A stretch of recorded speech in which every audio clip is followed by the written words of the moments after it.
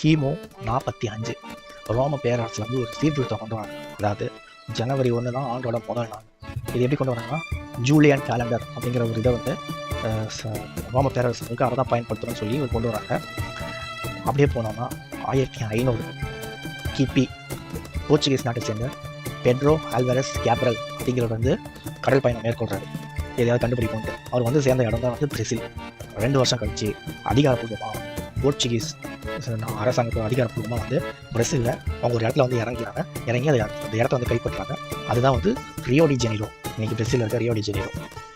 அப்படியே போனோம்னா 1739 கிபி ஒரு பிரெஞ்சுக்காரர் வந்து இந்த மாதிரி கடல் பயணம் மேற்கொள்ளப்போ ஒரு தீவை கண்டுபிடிக்கிறது.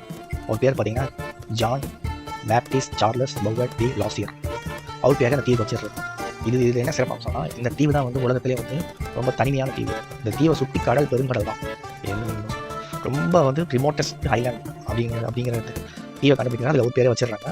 அப்படியே கொஞ்சம் வருஷம் போனோம்னா அதே நூற்றாண்டில் 1772 அதில் பார்த்தீங்கன்னா வந்து ஐரோப்பாவில் வந்து ஒன்று அறிமுகப்படுத்துறாங்க. அது செக்கு கொடுக்க ஆரம்பிக்கிறாங்க. London credit exchange company. அதாவது அந்த காலத்தில் பணத்தெல்லாம் தூக்கிட்டு வியாபாரிகள் வந்து கஷ்டப்படுறாங்க, பாதுகாப்பு இல்லை அப்படிங்கிற மாதிரி இது பண்ணுற சூழ்நிலை செக்கு கொடுக்க ஆரம்பிக்கிறாங்க. இதை வந்து எப்போ இது பண்ணுறாங்கன்னா 1772 90 யூரோப்பியன் சிட்டிஸ் வரைக்கும் வந்து செல்லுபடியாகும் கொடுக்குறாங்க.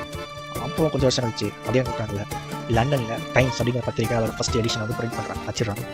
1801 பார்த்தீங்கன்னா ஜெசோப்பே பியாசி அப்படிங்கிற வந்து ஒரு ஆஸ்ட்ராய்டு ஒன்று கண்டுபிடிக்கிறது.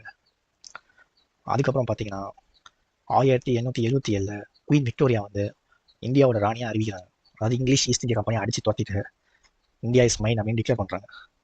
அப்புறம் அடுத்த நூற்றாண்டு பார்த்தீங்கன்னா 1923 சாடி லெகாயின் அப்படிங்கிறவர் வந்து பார்த்தீங்கன்னா வந்து ஒரு ரெக்கார்டு கிரியேட் பண்ணுறாரு. சாதனை என்னன்னா பறக்கிறதுல 208 மைல் ஒரு மணி நேரத்துக்கு அந்த வேகத்தில் பறந்து சாதனை படைக்கிறாரு. அப்புறம் ஒரு 30 வருஷம் கழிச்சு 1959 வந்து ஃபெடரல் கேஸ்ட்ரோ வந்து கியூபா வந்து கைப்பற்றுறாரு.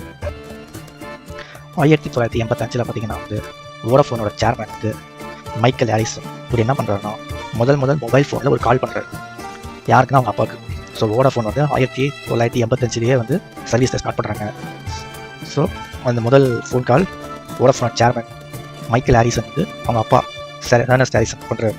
அதே ஆண்டு அதுக்கப்புறம் ஒரு 10 வருஷம் கழிச்சு வேர்ல்டு ட்ரேட் ஆர்கனைசேஷன் ஆரம்பிக்கிறாங்க. அதுக்கப்புறம் ஒரு 4 வருஷம் கழிச்சு யூரோப்பில் வந்து என்ன முடிவு எடுக்கிறாங்கன்னா நம்ம எதுக்கு தனித்தனியாக காசு வச்சுக்கிட்டு நம்ம யூரோப்புக்கு ஒரே காசை வச்சுக்கலாம்னு சொல்லி யூரோ வந்து அனௌன்ஸ் பண்ணி முதல்ல ஒரு 11 நாடு வந்து அதை கையெழுத்து போடுறாங்க. அதுக்கப்புறம் பார்த்தீங்கன்னா ஐரோப்பாவில் இருக்க எல்லா நாடுமே அதை சேர்ந்து இன்னைக்கு ஐரோப்பா முழுக்க யூரோ வந்து பயன்படுத்துறாங்க.